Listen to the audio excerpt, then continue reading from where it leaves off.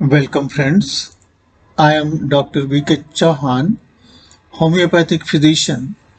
Revise with me homeopathic remedy Bovista lycopendron.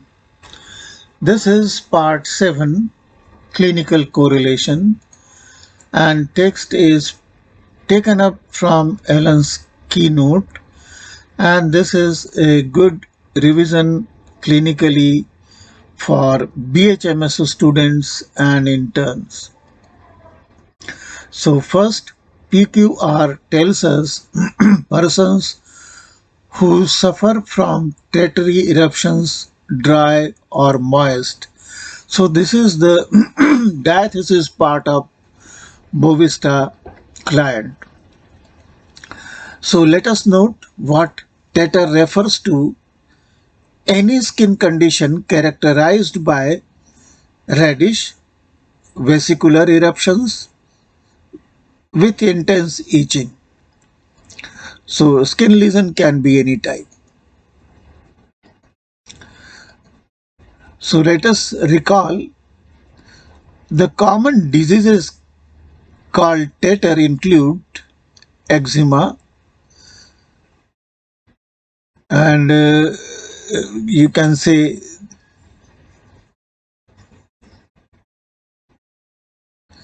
dermatitis herpetiformis, Thuring's disease, herpes, psoriasis, ringworm and jock itch. Clinically, causes of itchy skin are variable, but they are skin conditions like dry skin, eczema, psoriasis, scabies, burns, scars, fungus infection, insect bites, and hives. Internal diseases include liver diseases, renal failure, iron deficiency anemia, and thyroid problems. Nerve disorders is multiple sclerosis, diabetes mellitus, and shingles can cause itching. There are certain psychiatric conditions where we find itching in case of anxiety, OCD, and depression. OCD is obsessive compulsive disorder. Irritation and allergic reactions like from wool, chemical and iatrogenic causes we have. We go to PQR2 adapted to old maids with palpitation. This tells us about the constitution. We referring here is the female who is in menopausal age group and having palpitation. So this is a constitution and diathesis, both things are there. So let us recall, people sometimes refer to an old or middle-aged woman as an old maid when she has never married and they think it is unlikely that she will ever marry. So old maid syndrome is a long mental state of a woman due to her deliberate detachment from all the joys of life and constant stress predisposes to her chronic depression, suicidal syndrome, often accompanied by neurosis. Heart diseases, cardiovascular diseases is more common in old maids, 13 times more than normal female. Obesity is associated with or predisposes or is a high risk factor for cancer, diabetes, dementia or Alzheimer's disease. We can say the immune system impairment predisposed by smoking and alcohol. PQR3 tells us about stammering of children. Again, it is a constitution. Children's in age group of younger children is the client, and stammering is a complaint or they are predisposed to stammering.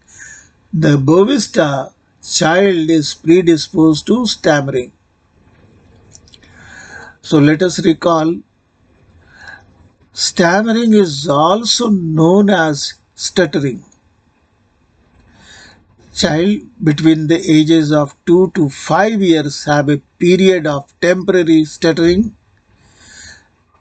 This is a crucial time of speech and language development. The stutter may persist for a couple of weeks or months. While most stuttering is outgrown, rarely a stutter can persist into adulthood. Clinically, stammering is a speech disorder characterized by frequent sound or syllable repetition, sound prolongation, or other deficiencies that are inappropriate for the individual's age. Disorder in which speech is involuntarily interrupted by hesitation, repetition, and spasms of the muscles involved in breathing or vocalization. PQR4 tells us about discharge from nose and all mucous membranes, very tough and stringy, tenacious. Similar remedy corresponds to this symptom is Kali. This is a particular general symptom. Let us recall, it is a chronic, unspecified inflammation of the mucous mucosa or mucous lining of nose. The prolonged action of external harmful factors may include dust, pollens, or there can be adenoids and sinusitis is associated. It is a constitutional inclination if the child is having allergic diathesis. In clinical point of view, we have lining of nasal cavity which are also lining to the sinuses, and because of chronic cold and obstruction sinusitis develops. It is characterized by abundant nasal secretions, nasal obstruction, headache, and hyposmia. The nasal discharge may become purulent when a secondary infection takes place. We go to PQR5, usually deep impressions on finger from using blunt instruments, scissors, knives, etc. Nowadays, no such cases are seen due to the mechanical advancement of technology. However, repetitive rubbing or pressure from shoe is a leading cause of corns. PQR6 is intolerance of tight clothing around the waist. We have similar drugs calcarea, lacosis, and sulfur. It is a kind of particular general, and we are going to see the clothing sensitivity. Unable to tolerate a belt or tight waistband, this symptom points to tactile sensitivity or hypersensitivity state. In this condition of increased sensitivity to touch that makes the person feel peculiar, noxious, or even in pain. PQR7, sweat in axilla. Sweat in axilla smells like onions. So here Please correct. PQR7 is sweat in the axilla smells like onion. And we go for recall section. This points to a condition known as apocrine bromhidrosis. Bromhidrosis is a condition when the bacteria on the skin break down sweat and produces an abnormally offensive and persistent smell similar to onion or sulfur. Clinically, let us correlate. Apocrine bromhidrosis is the most common, and it involves the areas of the armpits or genital areas where these glands are present in abundance. The causes of bromhidrosis include hereditary, chronic body odor can run in the family. Obesity makes the more susceptible to bromhidrosis. Certain foods like excess of onion and drugs like penicillin and bromide. We have PQR8, hemorrhage after extraction of teeth from wounds and epistaxis. This is a physical general. We have, let us recall, in case of tooth extraction, bleeding stops within 8 hours of extraction. Post-extraction bleeding has four criteria to be defined. Number one, if it continues beyond 12 hours. Second, causes the patient to call or return to the dental practitioner. Third is results in development of large hematoma. And fourth, requires a blood transfusion or hospitalization.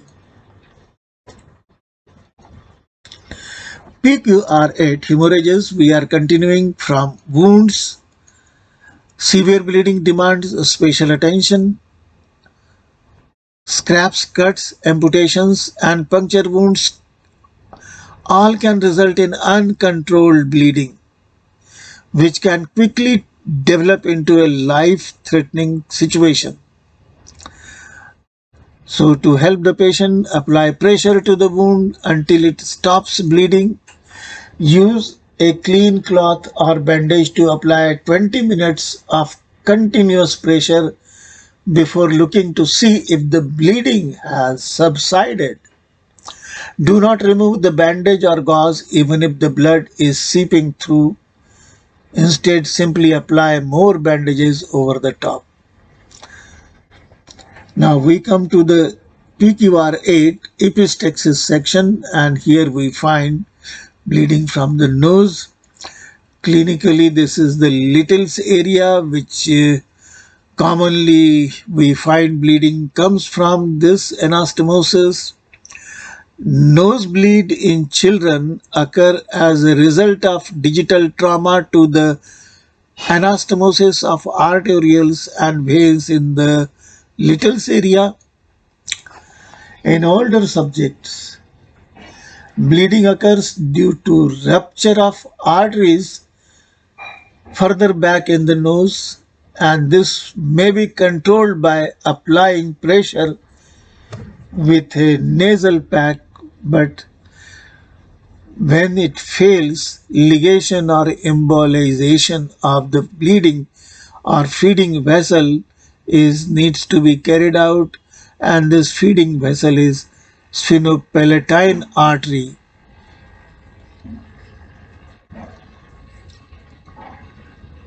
PQR9, great weakness of joint and weariness of hands and feet, will take in association with PQR10, awkwardness, inclined to drop things from hand, objects fall from the powerless hands.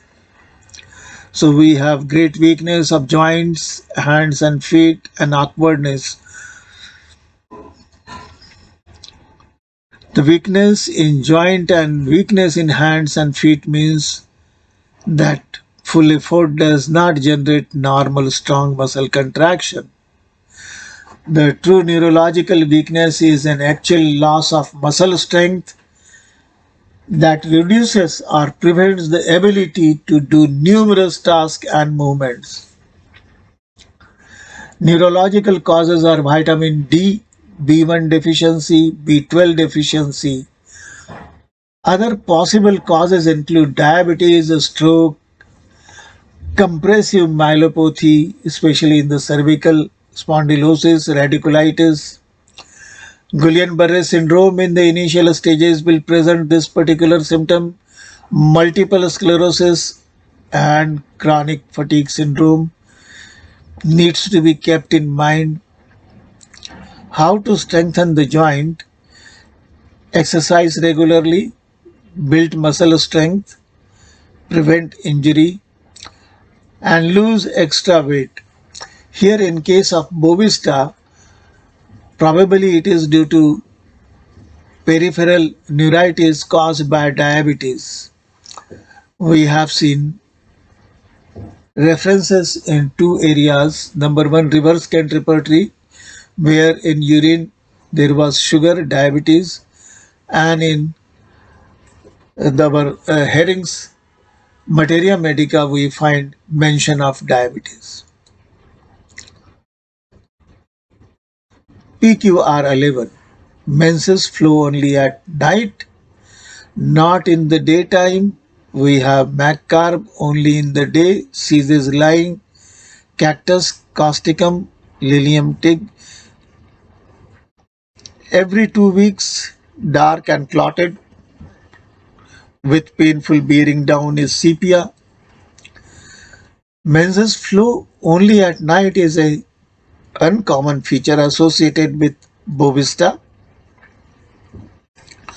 However, how the period changes over the course of the day is related to body's circadian rhythm, and it is related to how the individual's activities shift over from the course of the day and night. There are many people who are working at night.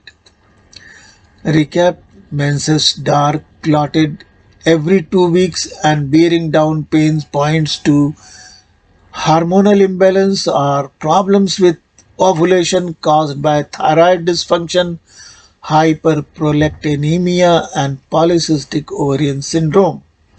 These can result in irregular vaginal bleeding, painful menstruation down during menses point to dysmenorrhea. PQR12. Intolerable itching at tip of coccyx. Must scratch till parts become raw and sore. So Bovista lycopendron is one of the great clinical significance and can manage several skin complaints. Among these are urticaria, eczema, and acne. Here, in case of coccyx bleeding or itching in the coccyx area, please rule out the cause of irritation. There can be certain personal habits such as what we eat and what we wear, how can we clean ourselves, and products we use can irritate the skin around the anus. Excessive washing, prolonged exposure to moisture from loose stools, perspiration, or wearing tight clothes can aggravate the condition. So friends, thank you very much for patient listening.